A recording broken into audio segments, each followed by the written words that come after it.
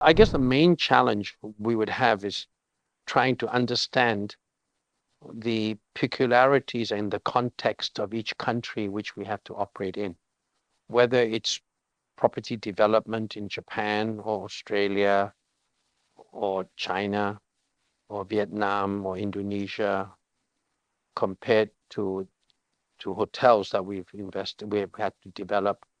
The main thing is to recognize that many things about each location are the same, but many things are different.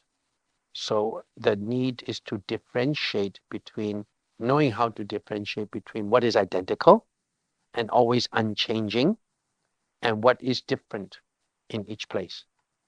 Because if you get it wrong, then it can be quite messed up because you have to accept that people's motivations for doing things, people's motivations for wanting to work, having a better life, and so on and so forth are unchanging wherever they are.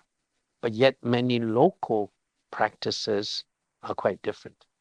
So it's that knowledge of what is the same and what is different, and knowing what is the same and what is different, distinguishing between the two and identifying the two, that is, I think, quite important if you're going to succeed in a different location each time.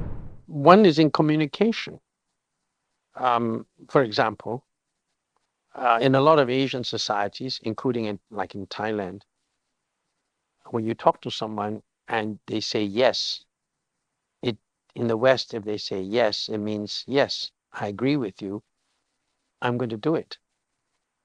In many Asian societies, when you say yes, it actually means I hear you.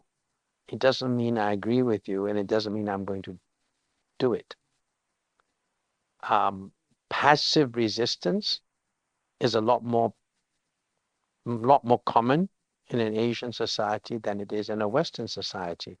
If people don't agree with you in a Western society, they generally will say so. In an Asian society, it's passive resistance. It's just hear you. So, and they don't do anything. So you very often have in our hotels a general manager who would come in from the West to an Asian context and basically say, oh, the Asian colleagues are either stupid or they're lazy.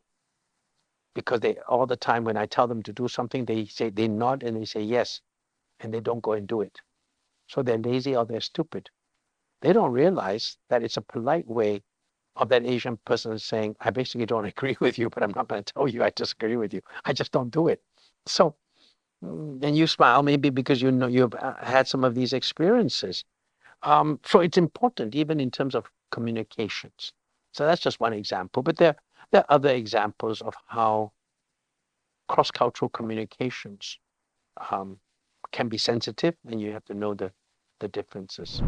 I would say probably the two prerequisites we would look at would be places where there's a big domestic market or places where there's going to be a growing external market. So, of course, Southeast Asia, like Phuket, is very interesting because the whole world is coming to buy properties here. And Thailand is a case of more or less a developing country, middle income developing country. A developed country, on the other hand, would be Japan. Japan is a very mature and very developed country, but in terms of foreign interest, not so much domestic interest, foreign interest in property, Japan is hugely promising, and we are developing branded residences in virtually every single hotel project that we are doing, and it's very successful. So those are just two examples of places. There are, of course, many others in the developed world, but I would say in the area that we are in, Japan and Thailand offers the greatest potential.